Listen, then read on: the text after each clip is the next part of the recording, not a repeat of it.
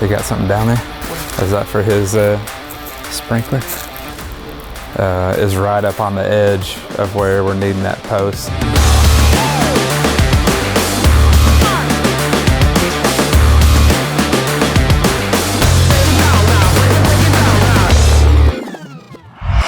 So that sprinkler line that runs out here from his little hose thing is right up on the edge of where we're needing that post. So trying to figure out if we got enough room to dig in there and get that post without damaging any of the sprinkler. But the edge of this pipe that's coming from this sprinkler line where it's got these hoses and everything, and as it is a difficult situation because we've got this timber constraining where we can go here. But it looks like, so those things we gotta kind of assess and look, but it looks like that pipe is diverting away from the wall a little bit, so it gives us a little bit more room. So he's moving the stake back here, and we're gonna shift just a little bit forward with that post in order to miss that sprinkler pipe and get the post in where we need it. I mean, you can see like this, or the yellow marking is for the gas line coming here, and so those are for utility markings that get marked. But with sprinklers, if you do have sprinklers, it's pretty common that they run them along the property lines and along the sides here. So that is somewhat of a common thing to be interfering with where the fence is going. So it's always a good idea. Unlike the public utilities like the gas, electric, and water, there's no way for us to get the sprinkler lines located or know where those are. So it's always a good idea to talk to your landscaper or try to get the best idea of where those lines are, because if they are interfering with where the fence goes, they could get damaged, and you'd have to come back afterwards and have your landscaper patch those or repair those lines. Yeah, and that's a good note. There's always risk whenever you're digging on your property. I mean, we take all precautions to not damage any property, to miss any underground lines and all of that. But there's no way of 100% knowing exactly where everything is underline or underground. So like we talked, with the public utilities, which would be gas, water, electric, cable, fiber, anything that is coming from a feed from the city or from a public utility, we call 811 before we dig. So they will mark all of that from typically their boxes up into your meter.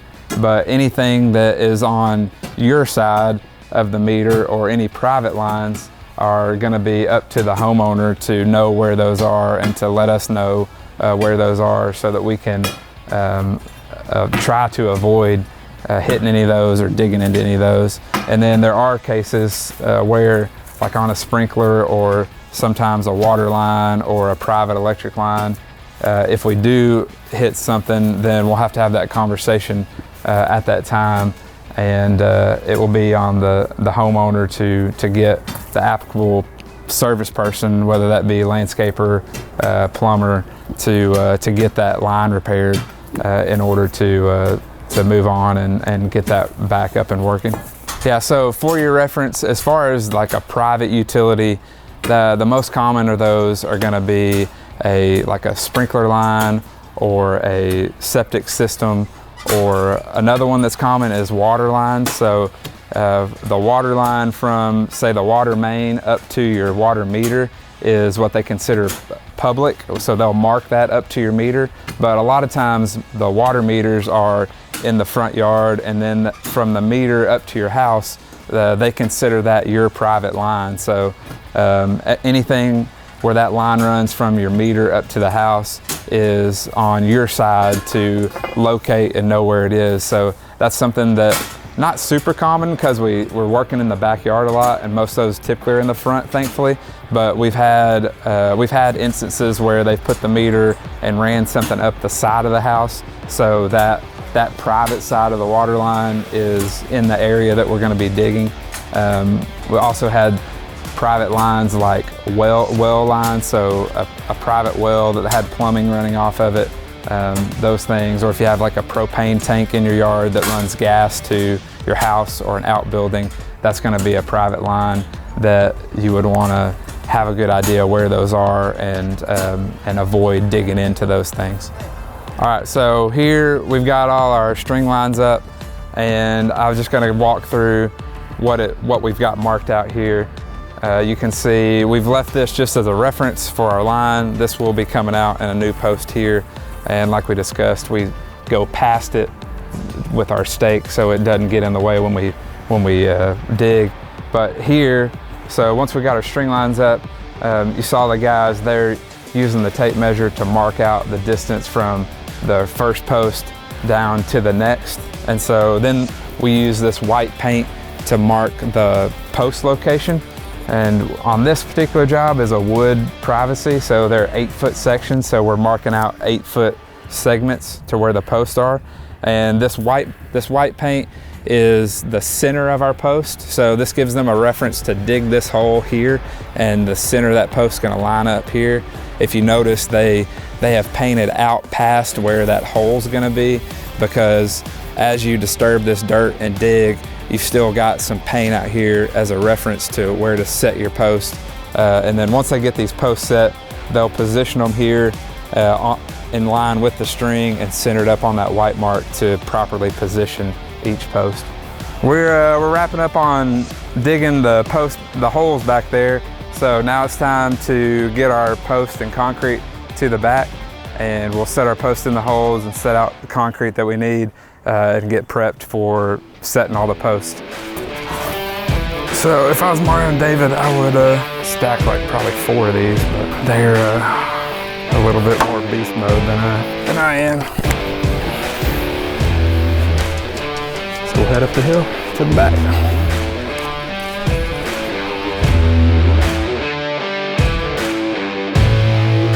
All right, so we'll set these in the holes that they've got ready. With these wood posts, we check them at the shop before we load them, but you also want to double check them just to how straight they are, if they have any kind of crown, being able to position those in line with the fence to try to prevent as much warping or anything from it. So I'm gonna put this here, and then since they're still digging, I'm just gonna make sure I lean this away from the string so that it doesn't get in the way of the string as they're digging. Okay, so we'll set our post out, and then we'll set concrete. In this particular instance, this is a 6-foot tall privacy, so we'll get 1 bag of concrete per post. If it was like an 8-foot tall, we'd have at least 1.5 in each post. So it just depends on the application, the height, and the type of fence of how much concrete that we set out. But right now we'll start setting out concrete for these posts and show you what that looks like to set these. All right, okay, here's the concrete. I'm setting it out at the holes, getting ready to set some posts. We're gonna go ahead and give you a sneak peek at what that looks like to set these posts here.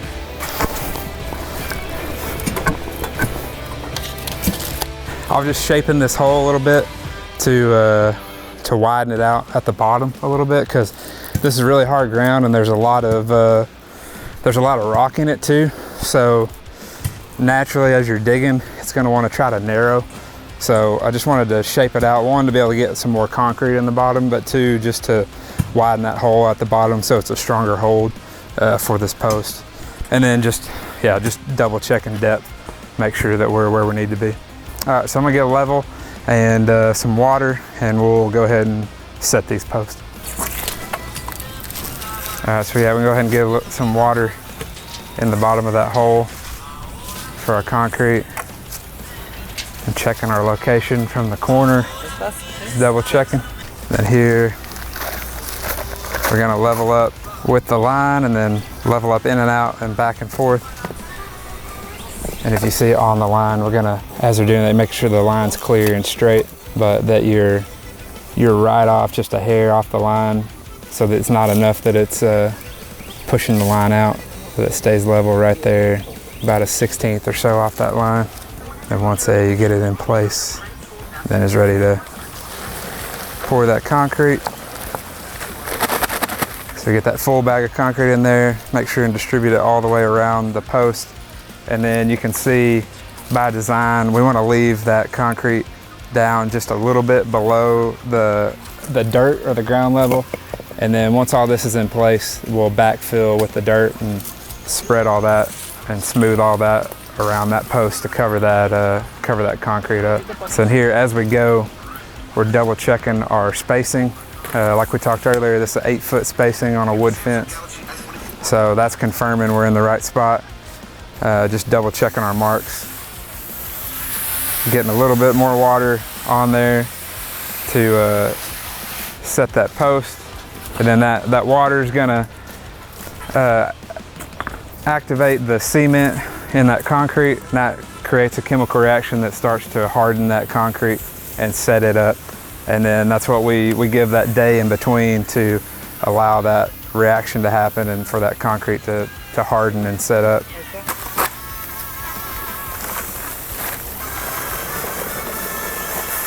We have two things. One thing, once we set these posts, if you do have kids or dogs or anything, just be aware that these are still setting and curing. So keep them off of that from bumping or hitting those.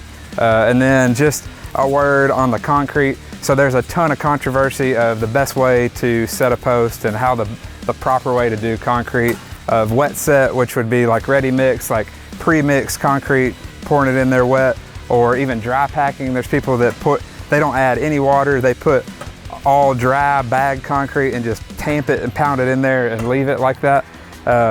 This we have done for 20 plus years of mixing in the hole with the water and the concrete, and it works perfectly. It creates a very secure base and footing, and it's also efficient for us in our installs. So we do get that question sometimes of like, how are you going to mix concrete? How are you going to set it? As you can see, this is the way we do it, and we've had great success with it for curing and getting to strength and providing the best footing that it can for these posts. Okay, so at this point, once the concrete's set up, we'll backfill this dirt and clean all this up. But for right now, this is the point that we would get to on the first day with all the posts set. So now we're gonna have to leave these, let them set up over that full day tomorrow, and then we'll be back that next day to see the rest of the process. All right, hey, we're here back on site here in Little Rock. We just wrapped up this fence. We showed y'all the before, and so I want to give y'all a peek at the after.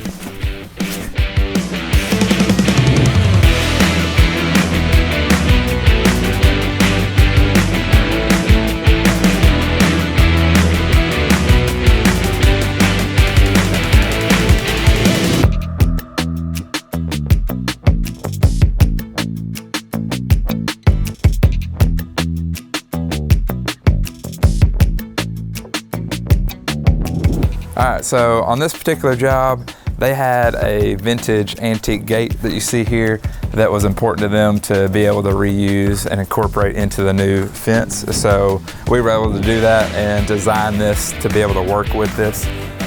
So that on our part involves setting the post accordingly.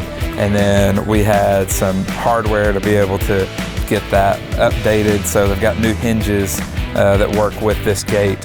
Another thing that they really appreciated was they had this old kind of spring latch that was semi-effective. It just put pressure on the post, but now we were able to use this fork latch that has a spot for a lock, and she loves that because she can lock this up and secure the backyard whenever they're away or her husband's traveling. So this is just an example of something we can do if there's a specific request that you're needing or something custom that you want to do. So this is a good example. And then as far as gates here, this job has one gate that is fairly common, at least to have one access point into the backyard. I'd say the most common is to have a gate on one side and then another on the other, just to have access on both sides of the house. But just all things to consider whenever you're planning your fence and planning gates and access to your backyard, depending on what you need to get back there. Hey, thanks for checking out this before and after of this fence build. I hope that was helpful. Make sure and like this video, it helps us out a ton, and subscribe to the channel for more before and afters just like this.